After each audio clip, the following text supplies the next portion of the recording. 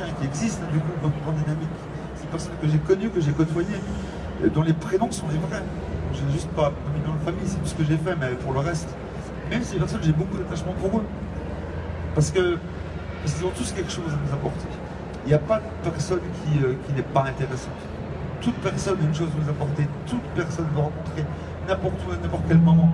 Et même si des fois je peux être un petit peu dur avec certains personnages, ou des personnes dont je parle, j'ai beaucoup d'affection pour eux tous. Pour eux tous. Et même les pires des toxicomanes, même les pires des narcissiques, ont des choses à apporter. Ne serait-ce que par l'observation, par l'échange et par beaucoup d'autres, je dirais, beaucoup d'autres moyens. Donc on a encore un peu envie de lire vos livres. Armelle Carbonel, est-ce qu'on peut parler d'un des personnages? Est-ce qu'on pourrait parler de l'emprise étrange de ce professeur de théâtre encore? Ce metteur en scène, ouais. Dramaturge, Alan.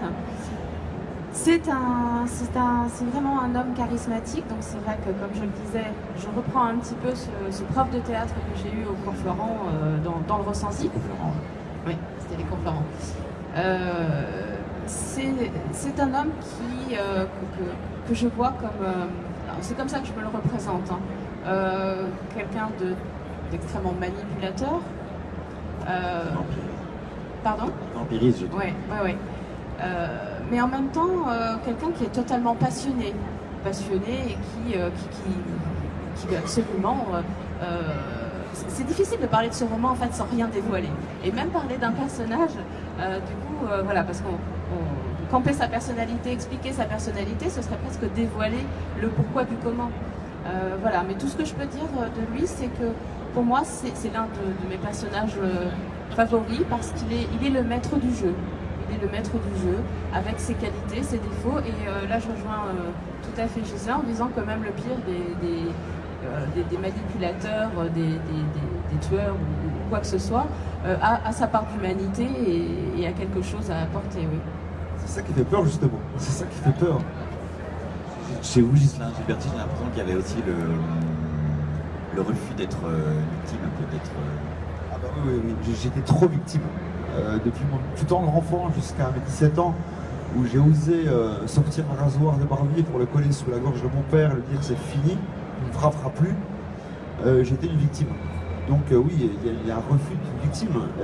D'ailleurs, il y a des scènes décrites où le narrateur, donc ce double un peu, voilà, sort carrément pour sortir de son corps parce qu'il perd le contrôle.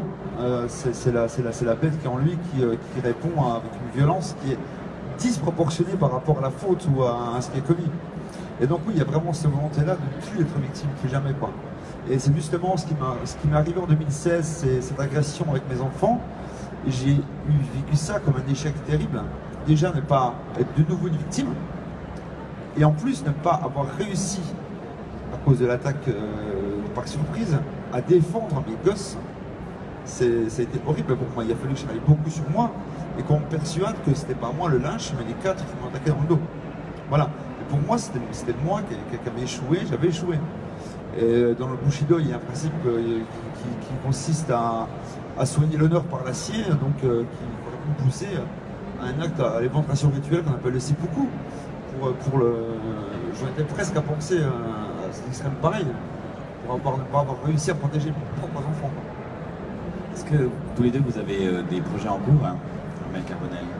Alors oui, j'ai un roman sur lequel je travaille actuellement. Il y a aussi un recueil, je vais participer à un recueil collectif qui paraîtra en septembre au profit d'une association de dons d'organes. Voilà, donc ce sera à l'atelier Musézu. Nous sommes plusieurs auteurs, je trouve des noms en tête, mais voilà, il paraîtra. Et puis un autre projet aussi caritatif également pour le mois de mars 2018 chez J'ai lu. Voilà. Alors ma prochaine sortie sera pour la rentrée littéraire qui vient, donc sortie je crois le 1er septembre. Ça va s'appeler Dernière sortie pour Wonderland. Et c'est en fait un roman, mais qui est roman en réalité sur Lewis Carroll, donc l'écrivain qui est auteur d'Alice au Pays des Merveilles, et sur la relation très malsaine qu'il avait avec la petite Alice Liddell, la fille du doyen d'Oxford, du Christ Church College d'Oxford, et de toutes les petites filles dont il a été le prédateur mais surtout Alice. Il faut savoir qu'à l'époque, il racontait ce conte-là.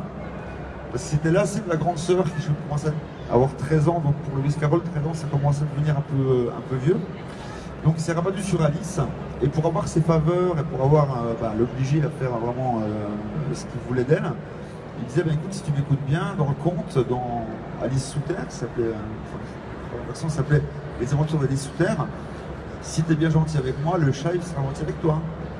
Si tu es bien gentil avec moi, peut-être que la reine de cœur ne prendra pas la tête, etc. etc. Et ça, c'est aller très loin. Et il y a eu des grosses recherches de fait au niveau de ses journaux personnels, de journaux aussi de personnes qui le connaissaient. Et je peux prouver aujourd'hui toutes ces déviances, dont la pédophilie, la photographie très malsaine, il y a beaucoup de traces d'ailleurs on peut retrouver, et une toxicomanie honteuse. Pardon, je me fais tout seul. Bon ben, on espère que vous resterez tous les deux à la marge. Je rappelle les titres de vos livres, donc Dynamique du chaos chez Ring de Ghislain Gilberti et Majestic Murder d'Armel Carbonel aux éditions Fleurs Sauvages, que les auteurs vont signer. Armel, vous allez même signer au stand Bragelonne plus tard, mais maintenant vous signez à la scène du crime. Et voilà, je propose à tout le monde d'acquérir les livres ou de partager un moment avec les auteurs. Merci beaucoup. Merci. Merci.